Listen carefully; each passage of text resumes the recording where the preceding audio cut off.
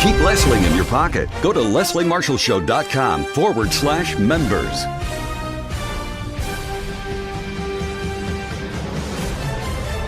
Welcome back to Hour 3 of the Leslie Marshall Show. This is Brad Bannon. I'm pinch hitting for Leslie tonight.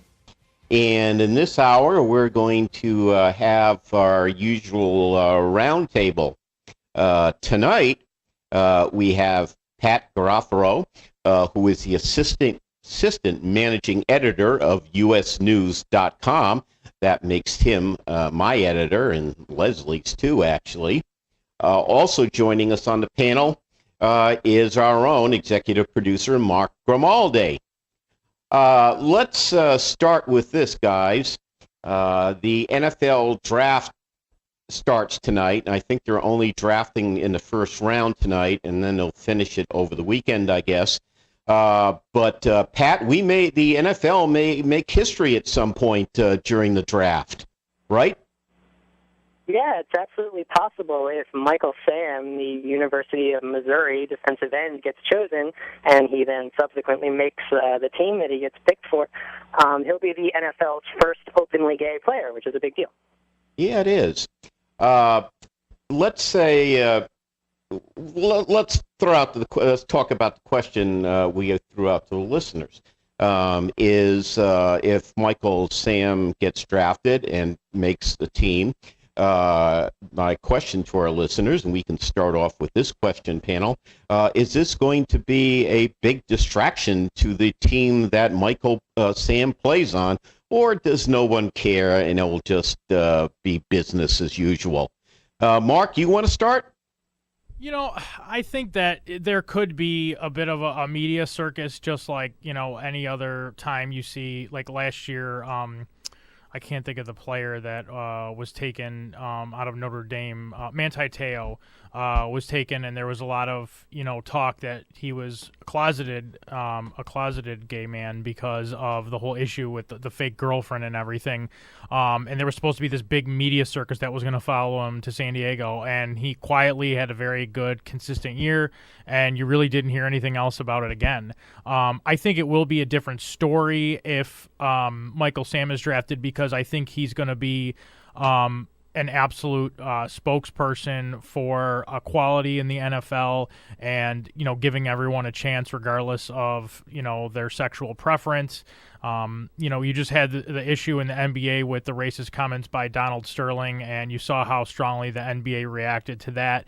I think in this day of public images being very important, and the 24-hour news cycle online and on television, you're not going to see a team that's going to not want to nip it in the bud if there is any sort of a problem with anyone giving him trouble. But I think it's a business. People are there to make money and sell tickets, and I think that's what it's going to come down to. He's going to sell tickets. People are going to be interested in watching him play because it's a good story. And anybody who's going to give him a hard time, I think the positive experiences from this and the people whose voices are going to be happy about him playing are going to far outweigh the negative. I mean, you're going to see some people who are going to say things that are going to be offensive and are going to probably say some things that are controversial about him playing.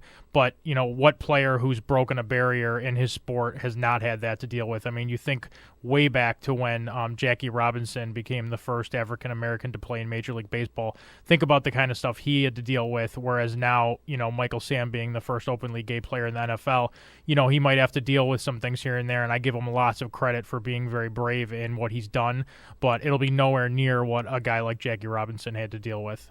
Okay. Pat, let me ask you this question.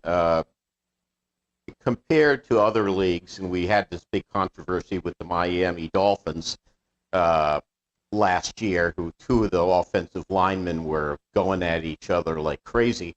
The NFL is kind of rough and tumble. I mean, it seems to me a lot of really weird stuff goes on in NFL locker rooms. Not all of it, most of it not good. Do you think this is going to cause a big problem or not?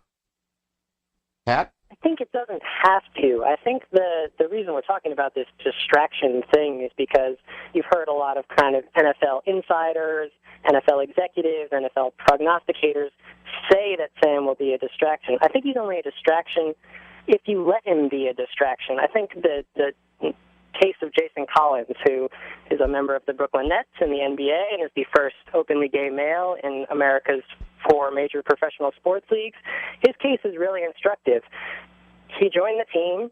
Sure, there was a spike in media attention for the first couple of days and when he played his first game, and then it went away and everyone started evaluating him as a basketball player, and it turns out he's a pretty mediocre professional basketball player, and that's the way it is.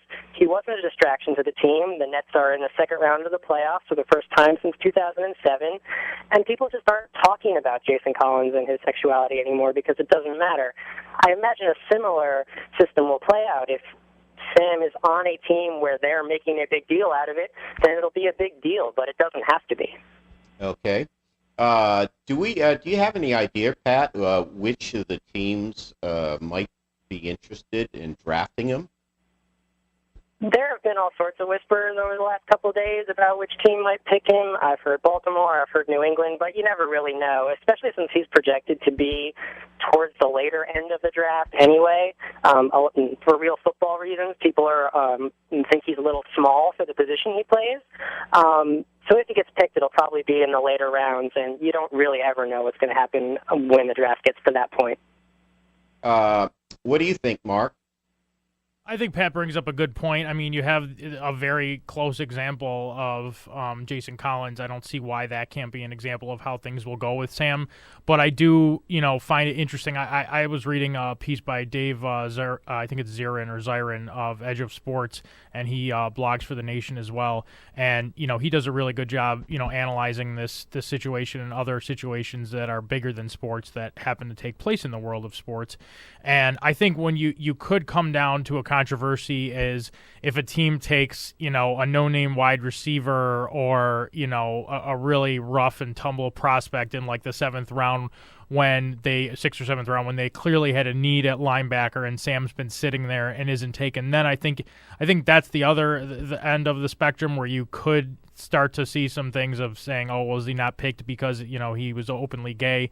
But the complicating factor is he had a rough combine, like Pat said, which so eloquently I agree with, for real football reasons. So there's a lot of angles to this story that I think are out there. But if you look at the guy's body of work in his career, he won Defensive Player of the Year honors in the SEC, at Missouri, and he was really a good football player. So there's plenty of examples. Brad, you follow the dreaded Patriots. As a Bills fan, I have to chuckle as I say that because I'm half kidding and mostly just jealous. But there's plenty of players that look great on tape, and then they go to the combine and they don't do so hot. But as soon as they're back out there on the field, they play great, and vice versa. There's these combine freaks who have all the numbers that you want, but then they get out on the field and they just don't perform as well. So I think that there's a lot of different scenarios that could be seen where I don't know where he's going to be drafted this weekend. But if I had to bet, I definitely think he's going to be picked. I don't know what you guys think about that. If you had to take a bet on that. Yeah, I really don't. Yeah, my guess is somebody will. I think someone will probably take him in a draft. It's, I think it's an opportunity for a franchise to make history and make a statement. Well, that's the other thing. You may have a franchise who's not selling many tickets and looks at it as a revenue stream. I don't think you can discount that. Yeah. Well, I have a couple of tweets here. Let me read these tweets, and then the panel can react to them. We've got a tweet here from Jeff Crawley, who writes, and I think Jeff is probably right about this, but we can have the panel comment. He says it won't be a distraction because there are lots of gay players already in the league. Pat? You certainly hear that from time to time. I think the funny thing about this distraction talk is that no one ever worries about, a kind of high draft pick being a distraction for other off-the-field behavior. Like Johnny Manziel, who is going to be might have been drafted already and is going to be drafted very high, had all sorts of off-the-field behavioral stuff, partying too hard, breaking NCAA rules. You don't hear NFL insiders, clutching their pearls and fainting on their couches, worrying about the media circus around Johnny Manziel being a distraction. It's only a player like Michael Sam where we have to worry about this dreaded distraction becoming a thing. Mark, what do you think? That's a really good point. I mean, you have plenty of players, who are suspended. Yeah, the Patriots had a player murdered. Yeah, somebody, I mean, apparently. that's a great point, actually. I was going to talk about Justin Blackmon getting suspended again, but what's a better example than Aaron Hernandez? I think the fact that, people would be worried about that when, pro sports is an area where guys are given a second, third, fourth, fifth chances. I mean, look at the story of Michael Vick. So I think to put someone in the same vein as that because they're openly gay is an absolute joke. But, plenty of people will do it. That doesn't make it right. I think the person on Twitter who tweeted the post about the fact that it's not a distraction because there's already plenty of gay players in the league makes a great point. There's just got to be. Yeah. If you look at it statistically, in society and in America, there's got to be gay players in the league. There just has to. And I'm sure many players, and their teammates know they are, but they respect their decision to not come out. And I give this kid credit for doing so because many have walked before him who just, for one reason or another, did not want to or felt that they couldn't. And when you see how some people are treated simply because of who they choose to love, I can completely understand. It's hard enough to play in the NFL with all the scrutiny and, just how hard the competition is. There's a reason we all watch, and, it's one of the greatest sports in the world. And it's one of the greatest leagues in the world, and the competition is fierce. To add that pressure on your shoulders that you're going to have to be judged on, I could see why people wouldn't want that, and they may feel that they would be ostracized not only by outside people, but a team's really got to gel in order to be successful. And if your team doesn't take you in and it doesn't go well, I mean, look at, like you said, the situation, Brad, with the Miami Dolphins with Richie Incognito and Jonathan Martin. I mean, there's plenty that goes on behind the scenes that we don't hear about until after the fact. So I could see why people in the past have been, afraid or concerned about doing so. And I think that gives Michael Sam, that much more credit for having the guts to say what he said and to come out the way that he did and basically say, yeah, I'm gay and, that so what? Like, I want to be judged as a football player, which is how we should be judged. Yeah, okay, we have another. Okay, go ahead, Pat. I mean, I think Mark makes a good point about all sorts of stuff happening in the locker room. Sam was out to his teammates at the University of Missouri last year, and they were so distracted that they won the Cotton Bowl, finished fifth in the nation, and voted Sam their MVP. Like, every team should have a distraction like that. Yeah, good point. Yeah, okay, let me read this tweet here. Let's see. Let me find it here. Oh, okay. We have a tweet here from Dwayne, who writes, he's probably not going to be drafted. He's a good player, but undersized, but could be a good free agent sign. Mark, you're a great football follower. What do you think about that?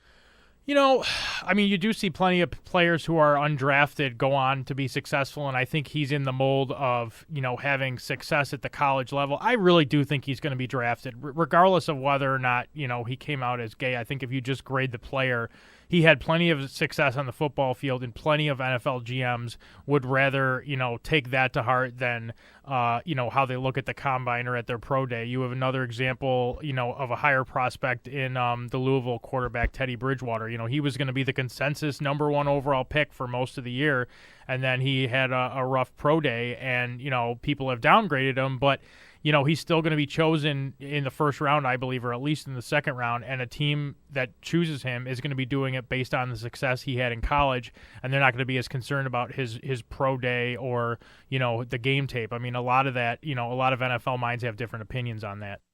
Okay. We're going to go to break now. But when we come back from break, we're going to resume our roundtable discussion with our executive producer, Mark Grimaldi, and also Pat Garofalo, who is the assistant managing editor for opinion at usnews.com, which kind of makes him my boss and Leslie's, too.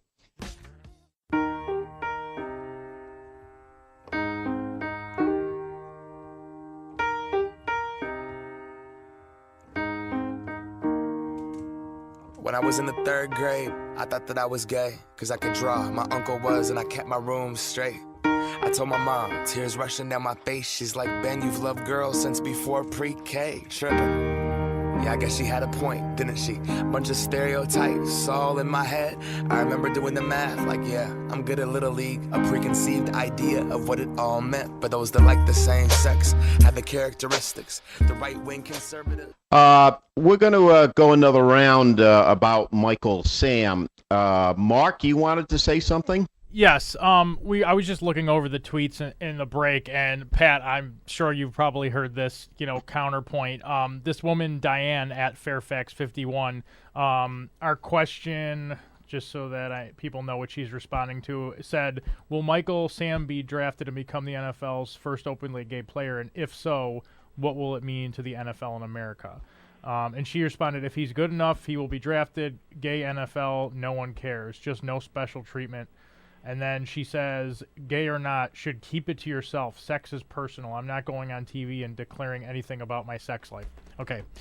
First of all, if you actually listen to what Michael Sam said, Diane, he wanted to come out on his own terms, because you and I both know if he didn't say anything and then he was just out with his boyfriend or got married to a man, everyone would be like, oh, why didn't he have the guts to say it? This guy is closeted. It's not fair to the team that drafted him. They should have known this, blah, blah, blah, blah, blah. And you're telling me that an NFL player who's openly gay and doesn't say anything about it, that's just going to fly over? No, I mean, the guy has the right to do it on his own terms, and someone who's of that high of a profile, it makes sense. Now, yes, if you want to just talk about a regular citizen who's not in the public eye, fine, I think that makes sense. But I think her point is just completely void of any sort of logic whatsoever, and it's a right-wing talking point I hear all the time is, yeah, that's great that you're gay, but why do you have to shove it down my throat? Why do you have to throw it in my face? Well, I'm sorry, but you know what? Why do you have to... The same thing is, well, why do you have to shove it in my face if you're straight or whatever, that, you have a girlfriend or you don't have a wife? People like to talk about, their lives and things like that. So I think it's regardless of whether or not someone's in the public eye, they have a right to talk about it because they're a human being. And B, the fact that he is in the public eye makes it all that much more understandable why he would do so on his own terms. Pat, you want to weigh in? I think Mark nailed it. I mean, for better or for worse, if he had kept it to himself, not tried to hide it, but not broadcast it either, then when some photographer, when some reporter noticed something, it would have become a story, and it would have become a story perhaps when Michael Sam didn't want it to become a story. So I think he's doing the right thing. He's saying, hey, this is it. And to his credit, since he came out, he has largely avoided the media. He refused to give interviews during the combine. He hasn't gone on TV. He hasn't done anything except prepare for the draft and try and show that he's a good football player. He just kind of laid it out there, said, this is who I am, this is how I'm doing it, and then he stepped away. And I think that was actually the right path to take and kind of the path he had to take if he wanted to live a normal life and be in the NFL. Okay. I want to ask you a more general question about this issue. I'm in the middle of reading a book about the passage of the Civil Rights Act of 1964, and the title of the book is An Idea Whose Time Has Come. And Pat, has the time for widespread acceptance of gays in all sorts of facets of life, has that time come? I think if it hasn't come, it's very nearly and inevitably coming. I think you've seen support for gay marriage skyrocket in recent years. You've seen gay athletes come out and everything be okay. You saw some really nasty anti-gay bills in places like Arizona get beaten back down, and the very right-wing governor of Arizona refused to sign it. So I think perhaps the time hasn't quite come, but we are going to get there, and pretty soon the folks who are still anti-gay marriage, who still, believe that an NFL player should just shut up and don't tell, are going to be resigned to the dustbin of history. It's just a matter of time. If you look at any polling on this subject, people of my generation, the millennial generation, just don't care about this. Even more conservative Republican millennials don't get fired up about gay marriage, and they don't have strong feelings on this matter. So it really is, if we're not there right now, and I'm not sure that we are, we're going to be there very soon. Okay, Mark, why don't you weigh in on this, and then we'll go to break. I heard, actually, it's funny that you guys mentioned this because I was listening to actually a friend of the show, Mark Levine, who is running for a congressional seat in Virginia. He was interviewed for Washington Post TV, and they had asked him about gay marriage, across the United States, and he was actually pointing to the distinct point that Pat just made about it being generational. And if you look at the generations in the polling, and Brad, I know you are very, in tune to the different polls that are out there. There's a poll that said Massachusetts is the most progressive-minded when it comes to gay marriage, and Alabama is the least progressive-minded when it comes to gay marriage. But if you go within those states and you actually look at the oldest people, the oldest voting bloc in Massachusetts, only 40% of the oldest voting bloc supports gay marriage. But if you go to the most conservative state on this point, Alabama, the youngest voting bloc in Alabama, 60% of them support gay marriage. So I think that absolutely speaks to the point that Pat brought up on this. Yeah, actually, it's appropriate that Massachusetts has the strongest gay marriage opinions because Massachusetts was the first state, I believe, back in 2003 or 2004 to legalize gay marriage. Anyway, let's go to break now. And when we get back, we'll rejoin our roundtable with our own executive producer, Mark Grimaldi, and Pat Garofalo, who is the assistant managing editor for opinion at usnews.com. We'll be back after these messages. Life, liberty, and the pursuit of truth. The Leslie Marshall Show. 888-6-LESLIE.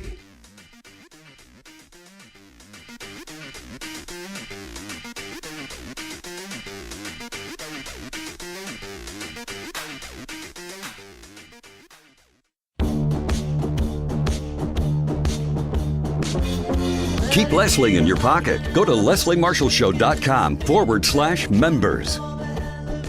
This is Brad Bannon, and this is hour 3 and hour last of tonight's Leslie Marshall Show. We have a political roundtable, as we usually do when I do the show in the third hour. Our roundtable tonight consists of Pat Garofalo, who is the assistant managing editor for opinion at usnews.com, and our own executive producer, Mark Grimaldi. But before we get back to Pat and to Mark, we have a caller on the line, Carol from Wisconsin. Carol, how are you doing tonight? Hi, guys. Yeah, I just wanted to respond to that tweet where the person said Michael Sam should keep his gay life to himself. Okay. It's a double standard. Why is it when straight people show us pictures of their families, it's called sharing? But when gay people come out and show us pictures of their families, it's called flaunting. There's a double standard. You'd never say that to a black person like in the 60s when we don't like it that you're African American. Please, just be black at home or something like that. Yeah, such a good point. Or when straight people, they say straight people have a life, but then when you talk about gay people, we have a lifestyle. I mean, another double standard. The only thing that concerns me about Michael Sams is I hope he doesn't get hurt on the field, with the homophobia that is still very prevalent, I think, in this country. I never really thought about that point. That's an interesting point you bring up there, Carol. Maybe he'll be all right because he's on defense at least, hopefully. Oh, see, I'm not much of a sports person, but I mean, I know here in Wisconsin we take our football very seriously. Yes, you do. No, that is a good point, though. You wonder how a player will be treated, in the actual game. But you know what? Those are Brad, you're a baseball historian. What are some of the things they would do to Jackie Robinson in game? I can't think of. Oh God, it was pretty deaf. I mean, during the games, players and fans would yell racial, slurs. And the most famous example, of course, is some of his players some of his own teammates wouldn't eat with him, and he was a base stealer, a very good base stealer, and players, second basemen, went out of their way to spike him when he tried to steal second base. So it was very ugly, and a lot of people, and myself included, admired his coverage because he dealt with it very matter-of-factly. In fact, that's when he was brought to the major leagues, the Dodgers general manager, Branch Rickey, had groomed Robinson in the minor leagues to be the first black player because he had a fair, he was not hot-tempered or anything. He basically, Jackie Robinson took what he got and showed people what he was made of by playing the game at a very high level. So he got a lot of stuff. And one of the other things that was important back in the, I think he came up in 1947, a very high percentage of Major League Baseball players were from the South. And that made it very difficult for Robinson.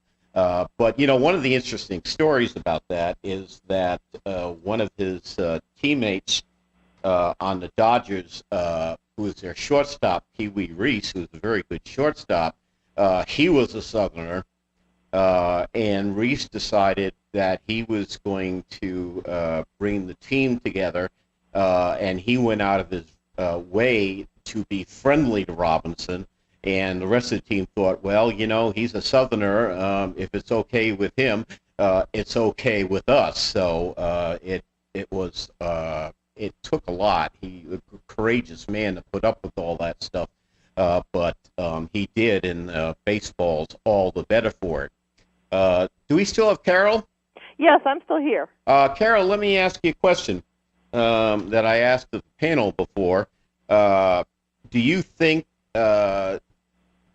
that acceptance of gays in all facets of American life, is that an idea whose time has come, or do we still have a ways to go?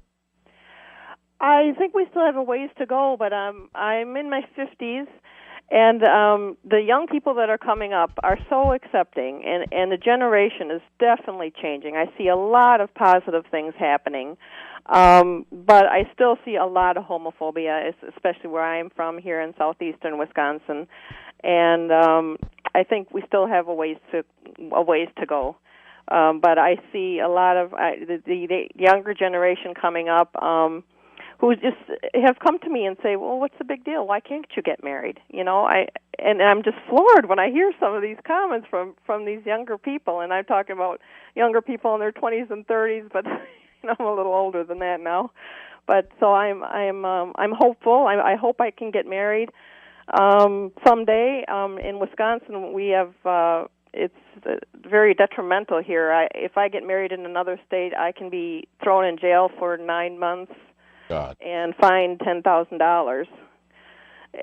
So we can't get married. It's completely asinine. I mean, that shows you that's completely asinine, and that shows you, maybe something like Michael Sam coming out, and hey, you never know, maybe he gets drafted by the Packers and wants to get married there. I mean, that's the thing. I think there are some distinct possibilities about a player of public profile in the NFL enacting social change. I'm proud of him. I wish him the best. I am so happy for him. I just had the concern that I hope someone else doesn't take it out on him, is to try to teach him a lesson like you were telling me about Jackie Robinson and what he had to go through. But football is a much more brutal sport, but not to discount what Jackie Robinson had to go through. I mean, that was awful. But that's about all I had to say. Okay. Thank you for having me on. Well, thanks for calling in, Carol. Always good to hear from you. I think, first of all, I want to react to something you said, Mark, is that you're right about the generational splits on the issue of gay marriage. If you look at the millennial generation, which Pat is a part of, my two kids are both millennials. They overwhelmingly support gay marriage. I mean, we're talking like, 70 to 20 or something like that. But the seniors are very resistant to the idea. And that tells me that it's just a matter of time before there's widespread acceptance of gay marriage, because the reality is that the generational change is pushing hard in that direction. What do you think, Pat? I mean, I think that's absolutely right, and I think Mark actually made a good point about people like Michael Sam moving this ball forward, if you will. You need people in these high-profile places of culture and sports in order to change minds, in order to show the country that they're just like everyone else. I mean, every year the 10 most watched television shows are football games, year in and year out. So having a high-profile NFL player be out and have it be normal and have it not be a big deal, I think is actually going to help